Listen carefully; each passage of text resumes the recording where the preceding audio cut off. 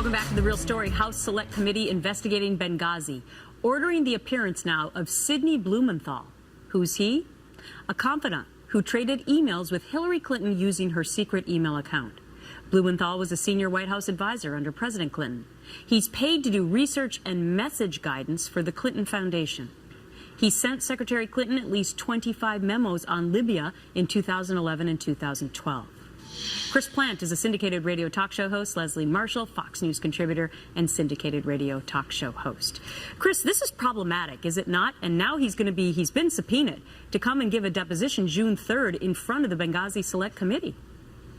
Right, although I think it's going to be behind closed doors and for the record and not for cameras, as I understand it. But it certainly could mean more trouble for Hillary and, yet all of these interconnected scandals that are plaguing, hopefully, Hillary Clinton at this point. And it could be more bad news for her. They're going to get him on the record under oath. And, that's where people in Washington start to run into trouble when they're under oath and there are potential perjury charges and all of that sort of thing. Right. When people's stories don't marry up. Well, Leslie, do you think it's a problem that Mr. Blumenthal was on the payroll of the Clinton Foundation at the same time he was being paid by groups helping Mrs. Clinton's presidential run, at the same time he was advising a U.S. business seeking Libyan contracts, at the same time he was secretly advising Secretary of State Clinton about Libya?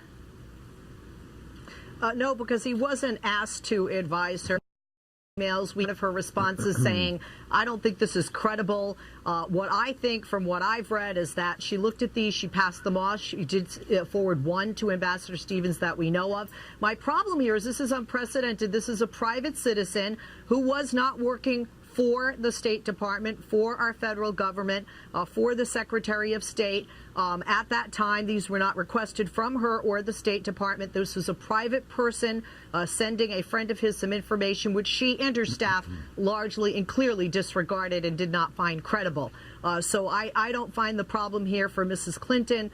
And I think the reason it's behind closed doors is because it is so unprecedented and because he is a private citizen. And was at the time. Interesting, though, because it gets so much more complicated because he was sending it to the email that was on this private server that potentially got hacked. And so, the story goes on and on. I want you to listen to Senator Rand Paul because, interestingly enough, he has a couple questions for Hillary.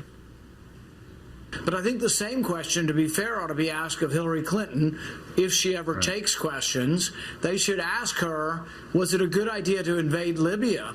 Did that make us less safe? Did it make it more chaotic? Did it allow radical Islam and ISIS to grow stronger? So do you think she'll get asked that question if she takes more questions, Chris?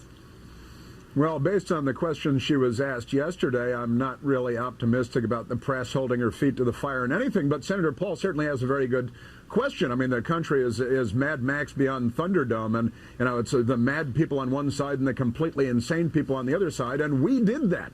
There's no question about that. Another question to ask her is, knowing what you know now, should we have pulled all of our troops out of Iraq? Which also gave life and gave birth to what we're watching going on in Iraq and Syria right now. Okay. And she's, not held to account very often. All right, Leslie, I owe you extra time next time. Sorry, we've had so much breaking news. No Got to worries. wrap it there. Owe you first next. Now we're on